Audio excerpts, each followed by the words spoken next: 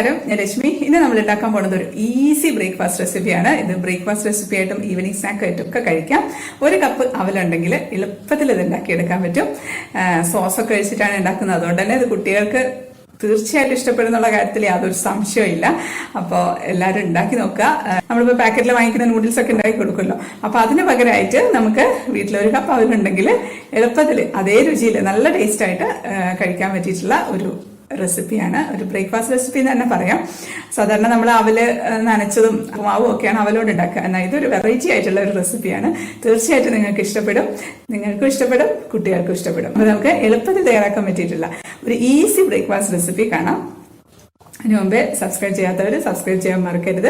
Subscribe ചെയ്തവർ subscribe ബട്ടൻ്റെ അടുത്തുള്ള ബെല്ലൈക്കണും കൂടെ പ്രസ് ചെയ്യണം. ബെല്ലൈക്കൻ്റെ അടുത്തുള്ള ഓൾ എന്നുള്ള ഓപ്ഷനും കൂടെ പ്രസ് ചെയ്താലേ ഞാനിടുന്ന വീഡിയോസിന്റെ നോട്ടിഫിക്കേഷൻസ് നിങ്ങൾക്ക് കിട്ടുള്ളൂ. എന്നിട്ടും നോട്ടിഫിക്കേഷൻസ് കിട്ടാത്തവരുണ്ട്. അപ്പോൾ കിട്ടുന്നവർ ജസ്റ്റ് ഒന്ന് ഷെയർ ചെയ്ത് കൊടുക്കുക. അപ്പോൾ നമുക്ക് നല്ല രുചിയുള്ള ഒരു ഈസി ബ്രേക്ക്ഫാസ്റ്റ് റെസിപ്പിയുടെ വീഡിയോ കാണാം.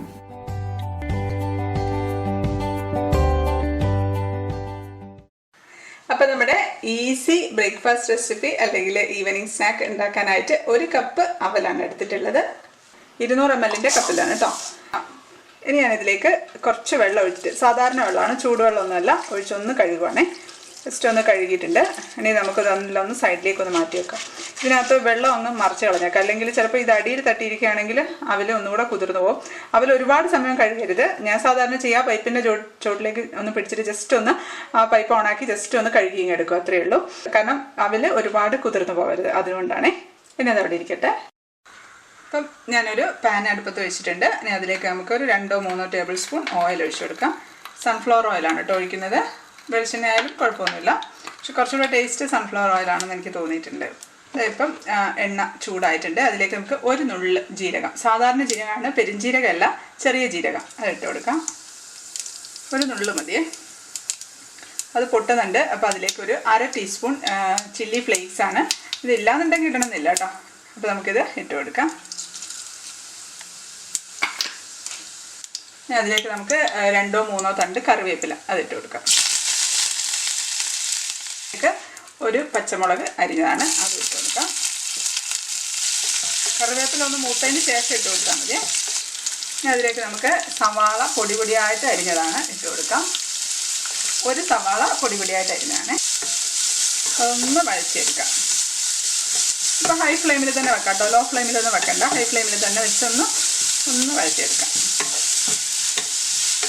ഒന്ന് കളറ് മാറി വരുന്നുണ്ട്. ആ സമയത്ത് നമുക്ക് അതിലേക്ക് ഒരു 1/4 ടീസ്പൂൺ ജിഞ്ചർ ഗാർലിക് പേസ്റ്റാണ് അതിട്ട് കൊടുക്കാം. കുറച്ച് ക്യാരറ്റ് ചെറിയ ചതുര കഷ്ണങ്ങളായിട്ട് മുറിച്ചതാണ്.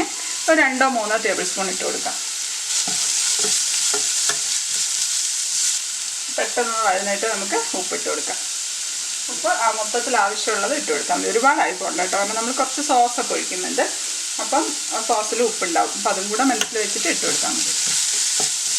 ഒന്ന് നന്നായിട്ടൊന്ന് വഴന്നിട്ട് ക്യാരറ്റ് നമുക്കിങ്ങനെ കടിക്കാൻ കിട്ടരുത്. ഒന്ന് ക്യാരറ്റ് ഒന്ന് വാടണം. ഇട്ടിട്ട് ഒരു 2-3 മിനിറ്റൊക്കെ വഴറ്റിയാൽ മതി. അപ്പോൾ ക്യാരറ്റ് ഇങ്ങനെ എടുത്ത് കടിച്ച് നോക്കുകയാണെങ്കിൽ ആ ക്യാരറ്റിൻ്റെ പച്ചച്ചവ ഇല്ലാണ്ടായിരിക്കണേ. ആ സമയത്ത് നമുക്ക് 1 ടീസ്പൂൺ കാശ്മീരി ചില്ലി പൗഡറാണ് ഇടുന്നത്. സാധാരണ മുളക് പൊടിയാണെങ്കിൽ ഇത്ര ഇടണ്ട കേട്ടോ, കാരണം നിങ്ങൾക്ക് എരിവിനനുസരിച്ച് ഇട്ട് കൊടുത്താൽ മതി. ഒരു 1/4 ടീസ്പൂൺ മഞ്ഞൾപ്പൊടി അതിട്ടൊന്ന് ഇളക്കുക. നല്ല ആ റോ സ്മെല്ല് മാറട്ടെ, മുളക് പൊടിയുടെയും മഞ്ഞൾപ്പൊടിയുടെയും. ഇട്ടൊന്ന് ഇളക്കി 1-2 മിനിറ്റ് ഒന്ന് ഇളക്കിയാൽ മതി. ഒരു 1-2 മിനിറ്റൊക്കെ ഒന്ന് ഇളക്കുമ്പോഴത്തേക്കും ആ മുളക് പൊടിയുടെ റോ സ്മെല്ല് മാറിയിട്ടുണ്ടാവും. ഇനി നമുക്കിതിലേക്ക് ഒരു 2 ടേബിൾ സ്പൂൺ തക്കാളി ഇട്ട് കൊടുക്കുകയാണ്. തക്കാളി പൊടിയായിട്ട് അരിഞ്ഞതാണ്. അതൊന്ന് നമുക്കൊന്ന് ഇട്ടിളക്കി കൊടുക്കാം. ഒക്കെ ഇപ്പം ഒരു മീഡിയം ഹൈ ഫ്ലെയിമിൽ തന്നെയാണ് കേട്ടോ ഉള്ളത്. എണ്ണ തെളിയുന്നവരെ ഒന്നും വഴറ്റൊന്നും വേണ്ട.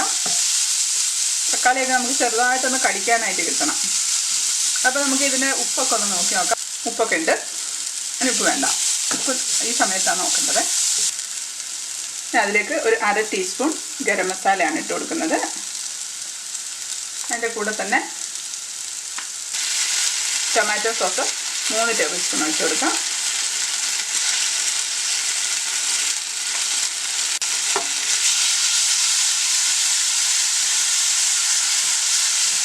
അതിലേക്ക് നമ്മൾ കഴുകി വെച്ചിരിക്കുന്ന അവലില്ലേ അതിട്ട് കൊടുക്കാം. ഇത് നന്നായിട്ടൊന്ന് മിക്സ് ചെയ്യാം.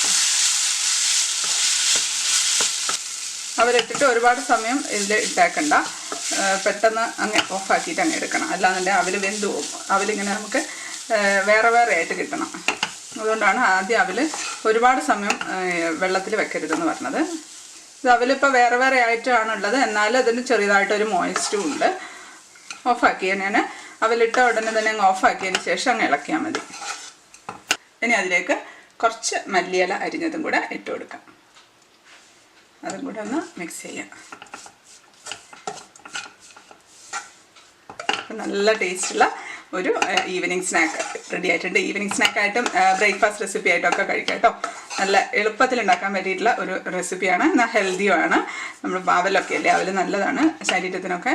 അപ്പോൾ അതുപോലെ ക്യാരറ്റ് ഉണ്ട്. കുട്ടികൾക്ക് തീർച്ചയായിട്ടും ഇഷ്ടപ്പെടും കേട്ടോ. ഇത് നല്ല ടേസ്റ്റുള്ളൊരു റെസിപ്പിയാണ്. പിന്നെ പ്രത്യേകിച്ച് നമുക്കും ഒരു സമാധാനമുണ്ട്. നമ്മൾ നൂഡിൽസോ അങ്ങനത്തെ ഒന്നുമല്ല കൊടുക്കുന്നത്, ഹെൽത്തി ആയിട്ടുള്ള സാധനമാണല്ലോ കൊടുക്കുന്നത്. അപ്പോൾ വൈകുന്നേരമൊക്കെ ഈവനിങ് സ്നാക്കായിട്ട് കുട്ടികൾ സ്കൂളൊക്കെ വിട്ട് വരുന്ന സമയത്ത് കൊടുക്കുകയാണെങ്കിൽ അവർക്കും സന്തോഷം, കൂടെ നമുക്കും സന്തോഷം. അപ്പോൾ ഞാനിത് സെർവ് ചെയ്യട്ടെ.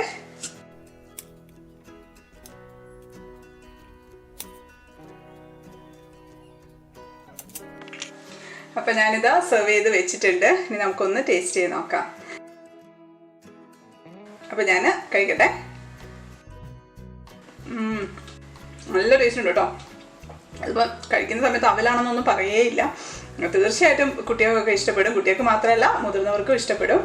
നിങ്ങളിതിനു മുമ്പ് കഴിച്ചിട്ടുണ്ടാവാൻ സാധ്യതയില്ല എന്ന് തോന്നുന്നു. അപ്പോൾ വീഡിയോ ഇഷ്ടപ്പെട്ട ലൈക്ക് ചെയ്യാനും കമൻറ്റ് ചെയ്യാനും ഷെയർ ചെയ്യാനും ഒന്നും മറക്കല്ലേ. ആദ്യമായിട്ടാണ് വീഡിയോ കാണുന്നതെങ്കിൽ ഒന്ന് സബ്സ്ക്രൈബ് ചെയ്തേക്കണേ. അപ്പോൾ നമുക്ക് അടുത്തൊരു അടിപൊളി റെസിപ്പി ആയിട്ട് കാണാം. അതുവരേക്കും stay happy, stay positive. By.